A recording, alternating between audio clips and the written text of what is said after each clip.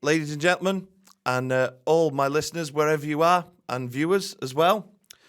This is Beat Surrender, and I've got to say, it's an absolute delight today because I've got a guest who was a huge part of my growing up, and he still is. He's been a huge inspiration, not only on my singing career, he was also a huge influence on me becoming a radio presenter as well, because I had this strange notion that you've got to be one or the other, but this man is both. He's the lead singer from the mighty Shedseven, who's been featured on this show many, many times, and he also presents a fantastic radio station on Your Vic Radio. I hope I pronounced that right. Ladies and gentlemen, it gives me great pleasure to welcome Mr. Rick Witter. Okay, Rick, how are you doing? I'm okay, thank you, Luke. How are you? You all right? Oh, over the moon that you're with us today. Thank you for your time. I'll try not to keep you too long, but let's start at the very beginning. I've noticed in interviews you've cited the Smiths as a really big influence, but I just wanted to know what the rest of a young Rick Witter's record collection looked like. Was it just the Smiths, or who else was in there? Well, the first record I remember actually receiving, I think I was too young to go out and buy it, I was about 8 or 9, was Shawaddy Waddy, Under the Moon of Love. And then I kind of really got into Howard Jones in the very early 80s when he first came about, when I was finding my feet musically, so to speak. But yeah, it wasn't long until I discovered guitar music. I kind of blame my older brother, he's 4 years older than me. I kind of blame him for me liking guitar music because he was really into all the Depeche Mode, Erasure, Blancmange, Kraftwerk. He was into all of that keyboardy bit. And because he was my older brother, I wanted to rebel against that. So I discovered guitar acts and no looking back. However, now, as an older gentleman, I fully understand keyboard music and love loads of it. But when I was about 12, 13, all I wanted to do was annoy my brother. So in a way, he's responsible for me getting into things like the Smiths and the Soup Dragons and the Stone Roses and the Rolling Stones, which is all the kind of things I was listening to at school and beyond. Wow. But you saying that and the rebelling, I love that. I didn't know that about you. And you've got a real rich influence board there. Just wanted to know, really, is that still the same? Are the influences still there in the work you produce today, or is there more? Has that expanded? Well, the thing that's definitely stayed the same is I still like to really annoy my brother. And how's he taking that? Well, he tries to annoy me back, but it's like water off a duck's back. I really don't care. No, in all seriousness, yes, I think, again, touching upon the fact that I'm slightly older now, the older you get, the more you realise that there's a whole bounty of stuff out there in life. When I am very guilty of when I was school age of I'm an indie kid and nothing else matters and everything else is rubbish because I'm an indie kid. But then, as I say, you realise that there's just so much great stuff out there. So to kind of absorb it all in over the years has been a thrill and will continue until I'm not here anymore. Oh, and may that be not for ages to come, because you've got... Yeah, let's hope so. Let's hope so. You've got some incredible songs to write. I know you have. But we're in the middle of doing that right now, funnily enough. Oh, brilliant. That is what I want to do here. I really did, because Instant Pleasures was a fantastic album, and it's what the world needed. We needed more new Shedseven. You mentioned your school days just briefly there, and that's where you met Paul Banks, your songwriting partner and the phenomenal guitarist from Shedseven. You guys have known each other pretty much all your life now, and I just wondered, now you've touched upon new material, does the long friendship and knowing each other so well, does that play a big part in the creativity process? Having known each other for so long, does that make the lasting connection there? Yeah, I guess it kind of does in a way, because, we formed our first band when we were about 12 and we hadn't written any songs and we had no intention of writing any songs. We just wanted to be in a band together. So we'd design record covers for the songs that we hadn't written, down to the actual drawing the barcode on with fake numbers. So we did that for a few years and then kind of decided that if we were going to be in a band, I guess the next step would be to actually try and write some stuff. So, we were doing gigs around York when we were 15, 14, in pubs, which is kind of a bit ridiculous now when you look back at that. So yes, we've been in it for the long haul together, and I think we can read each other quite well. So, we never ever intentionally think about writing songs. It just sounds a bit weird. We'll decide we're going to, but we don't sit down and discuss it. We just do it. And, halfway through an idea, we'll know either it's going to turn out quite good, or it's not worth persevering with. And weirdly, with me and Paul, there's not many songs that we decide aren't quite good enough. But there's something about me and Paul doing stuff together that just seems to work. So, yeah, we're in the process now. I mean, you mentioned Instant Pleasures. And that was kind of a happy accident, really. We'd got into this rut of just playing gigs and playing our old stuff and almost becoming a bit of a nostalgia act. And then we accidentally started writing some new songs, and then found ourselves with about 12 or 13 songs that we thought were worth being on an album. So I think it came out so well and so fresh sounding because we weren't really overthinking it. We were just doing it for a bit of fun, and then realised that it was worth other people hearing. So because of that, yes, we've got into the kind of, Instant Pleasures was 2017 now, wasn't it? That's 5 years ago. Yeah. So we're hoping to release something next year, which will be 6 years, which is quite a big gap, but it's nowhere near 16 years, which is what the gap line was between the previous albums. And I think, so far we've written maybe 7 or 8 great songs, so we're well on the way to having another album. That's really, really made my day hearing that. Thank you from a fan point of view, that, never mind the radio show, that's from me. I'm like, yeah, they're coming back. Well, hopefully you'll like. Yeah, well, you're one of them bands for me where I there's nothing that I don't like by you. And I remember very vividly, I used to walk around with a Ben Sherman satchel, and I always used to stuff it to the brim with CDs and my little portable CD player. I had to walk like a statue because I didn't want to skip the thing. But every single time I did that, I would not leave the house without every single one of your albums in the bag. Kind of you. Kind of you. Oh no, that's true. We are. We don't we're not one of these bands who likes to experiment too far from what we know. And I think over the years it's worked in our favour because, as you just said, if you like Shedseven, you're going to just like what you hear. If you don't like Shedseven, fair enough, you can move on and listen to what you want to listen to. But if you are a fan of what we do, there isn't really a concern that you're going to be sidetracked or bamboozled by something that's totally different, and it's the same with this new stuff we're writing. It's very Shedseven, but it's very kind of current Shedseven, and it's very fresh sounding, and probably, dare I say, it's slightly more mature because that's what we are becoming. So yeah, I think if you liked Instant Pleasures, you'll definitely like what we're doing now. Oh, brilliant. And you said about Instant Pleasures being an accident, and you reformed. And when that reformation did happen, and then you started the recording process, was the music industry vastly different to the one you remembered? Did you have to adapt to it, or was it a lot easier coming into this new age? No, it was massively different. In some ways for the better, and in some ways a little bit more of a struggle to perhaps get the word out there, because that's what record labels from the 90s and before were all about, really. They'd give you money, you'd record it, and then they would promote it and push it as much as they could.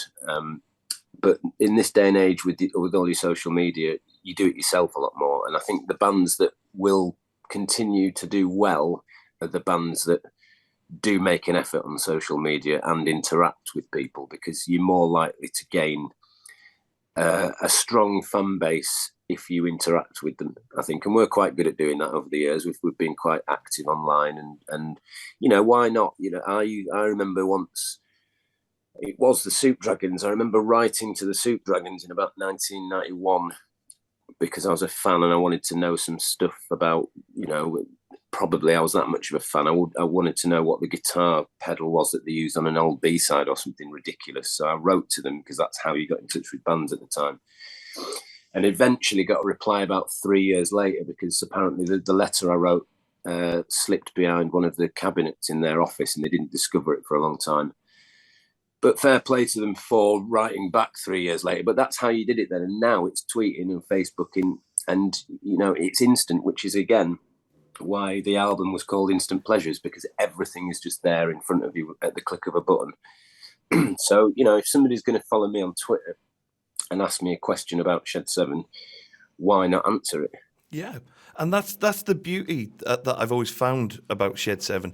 You've always made the fans like the fifth Beatle kind of thing, if you will. You've always made us feel like we're just one of you, and you've always been down to earth, and that's part of the appeal of why you want to support Shedseven.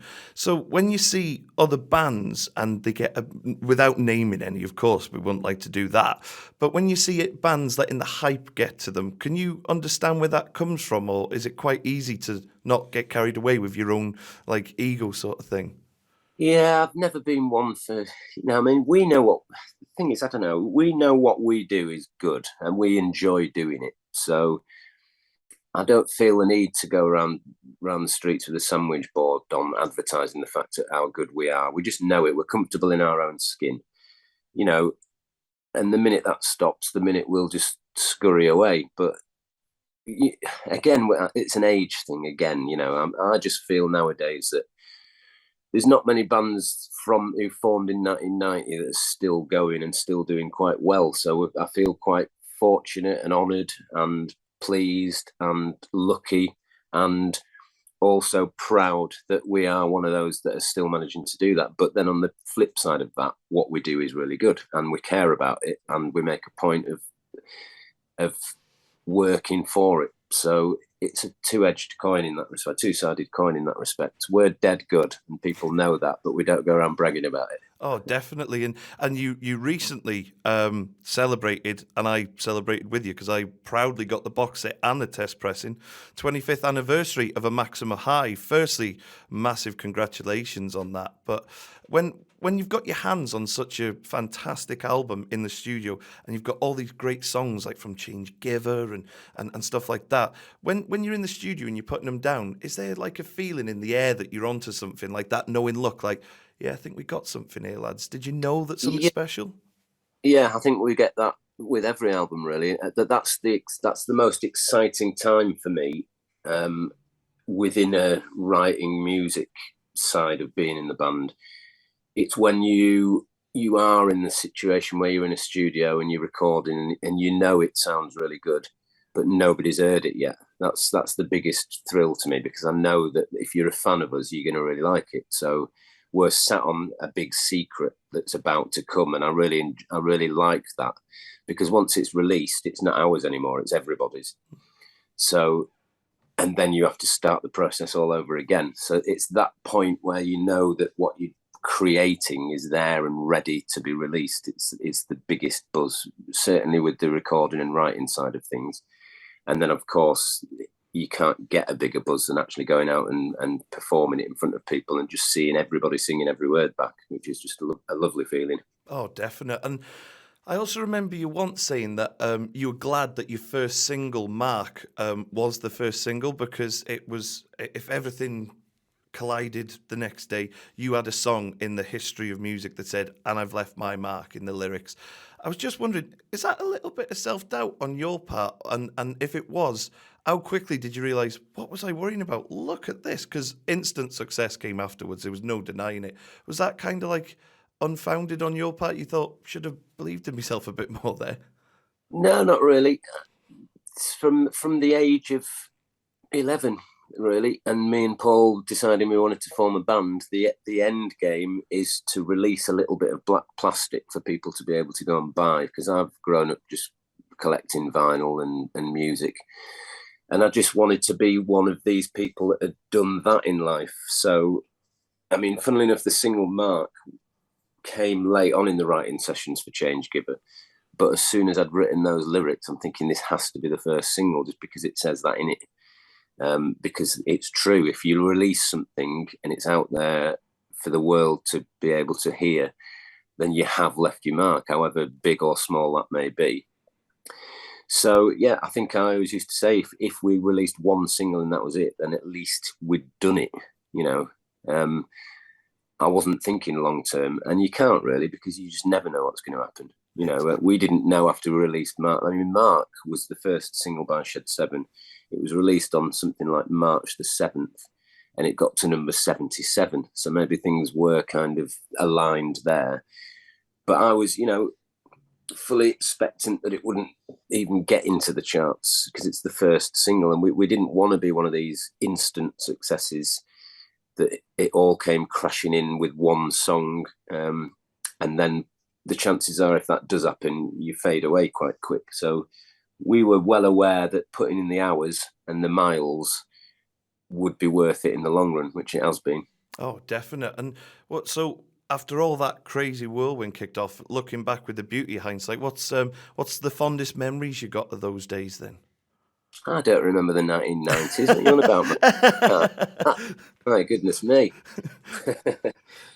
Well, I don't know. There's loads and loads of things that have been great, and there's some things that were horrible. It's life, you know.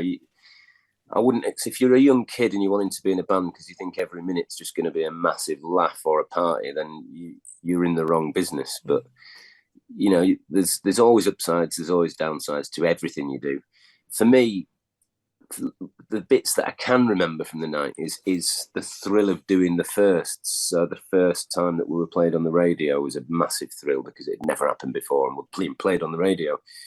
The first Top of the Pops appearance, the first front cover of a magazine, all of these things that are almost like a tick list. You need to, you know, the more success you want, you need all of those things to happen for it to become the case. So they were always a great buzz. And then the downside of that is once you've had one Top of the Pops, you want another one, and then you want another one, and then you want another one, and you want to be played on the radio all the time, and you want more front covers. So it becomes a chasing game. Yeah. But that's half the thrill. You know, you've got to come up with the goods to be able to keep doing that. And we were quite fortunate in the sense that we could and still do. Yeah, and that actually is something I've wanted to ask you. It's very, very well known. I've seen you enough times. You've said it yourself that the aim for you guys, you want to give people value for money. You want to give people a great night, so you make sure that no stone is left unturned. You play all the hits and you go home singing, and you don't know what to sing in your head first. But for you, is there anything from like the deeper cuts on the albums that you'd really like to play out of any of them? Well, there's loads of them, and this is the problem we have, because if we're playing an hour 40 gig,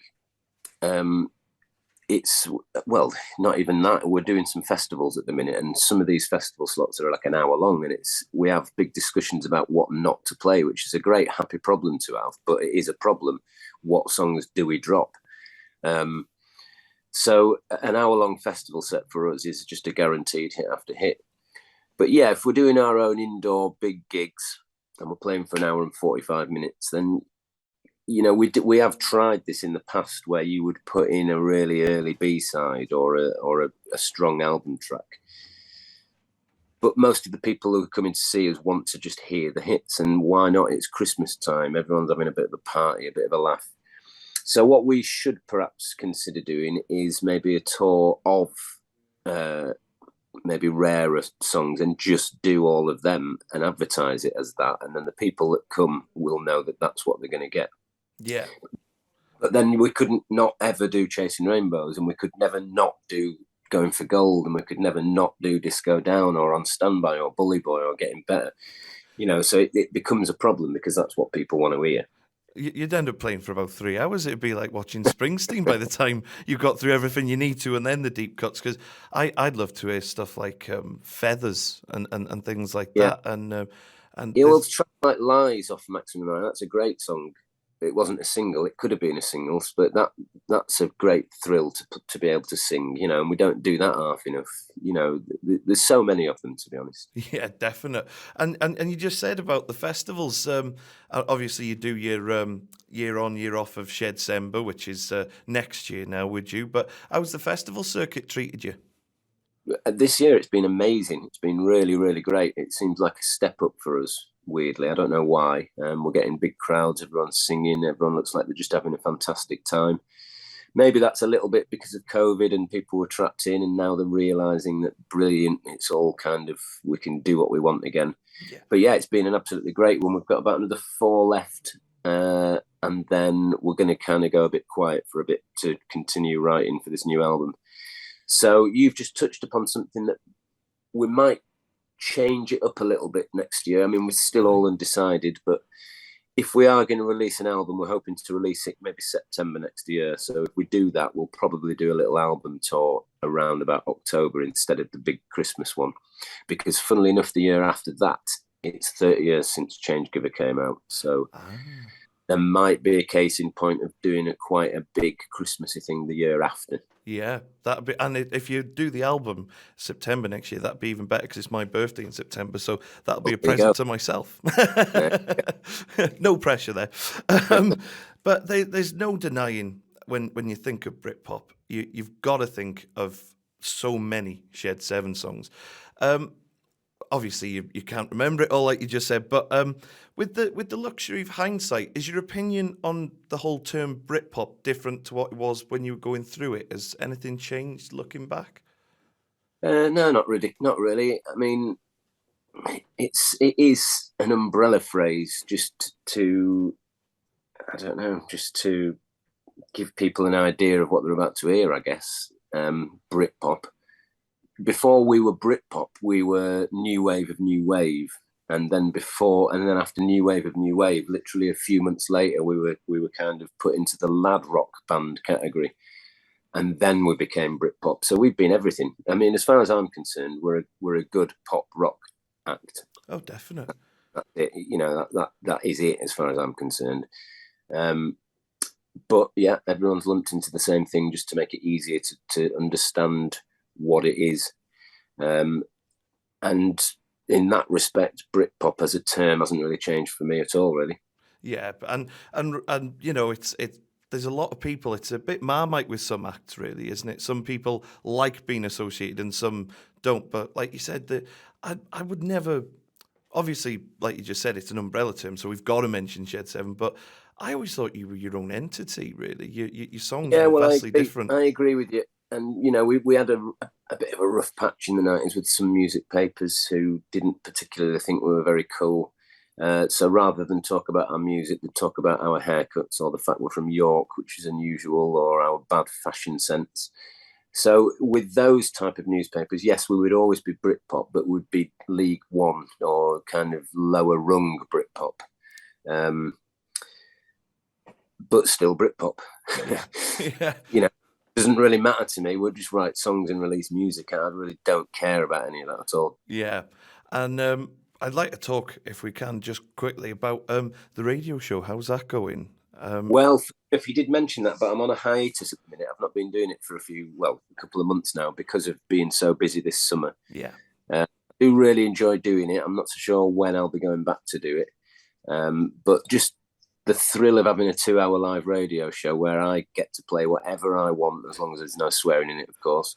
Yeah. And speak a load of rubbish for 2 hours on a Sunday evening. I really enjoyed that. It is great because I know that for myself now because I've only been doing it a couple of months now, so it means a hell of a lot that you're with us today. But being a radio presenter and obviously in a touring band, you must get exposed to lots of new sounds and new acts. Is there? And obviously your son is, I believe, taking after his own dad. Is there anyone on the scene at the minute that you think, we're going to be hearing a lot more of them soon? Yeah, there's loads of really good new bands. Yeah, you've mentioned my son Serotones. They're good. They're worth checking out.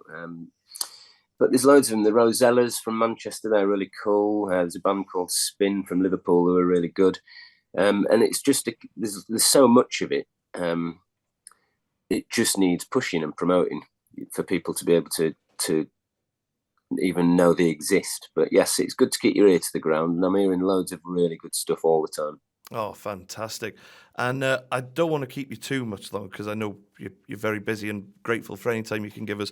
I've got to ask, and putting you on the spot a bit here, testing your DJ, but I think you'll find this quite an easy question. We had Brian Cannon on last week, and he didn't like the pressure. But before I let you go, we've got a feature on Beat Surrender here, where we like to do a trio of tunes. I like to do a theme with them. But for the listeners, can you, Mr. Rick Witter, give us 3 tunes that you would like playing on the show, and a reason why, if you got one, please? What, and that can be anything, could it? Anything, yeah. Anything we want, right? So I'm a big fan of the Rolling Stones, and they had a brilliant album called Goat's Head Soup that was released in about 1972, 73. And there's a particular track off that album called Winter, which is probably one of my favourite Rolling Stones songs ever. Because of the emotion Mick Jagger puts into his vocals.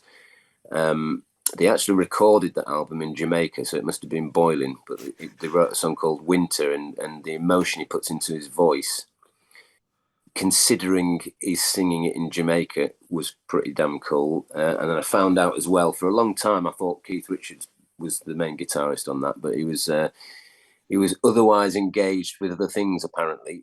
So I wasn't really with it enough to play the guitar even. So it was Mick Taylor who did a lot of the soloing on this song, but it is absolutely amazing. So Winter by the Rolling Stones. I'd say Mersey Paradise by the Stone Roses, simply because it was a B-side and you're not really allowed to write that good a song and just release it as a B-side. It's a bit taking the mickey. So that one. I'll tell you what, let's have Better Days by Shedseven. Yes, I really like. Exactly, yes. Well, those are three perfect songs. And for those listening, wherever they tune in from, thanks to the power of radio, they will be playing right now. But it leaves me with nothing more to say than thank you so, so much, not only for your time today, but thank you from me personally for being such a huge inspiration and being the best friend that I never met growing up, because your music was there for me for everything. So thank you for your time today and for that. It's been really special. Ladies and gentlemen, Mr. Rick Witter, thank you for joining us today. Thank you, Luke. Cheers, mate. Nice chat. Take care. Cheers, mate.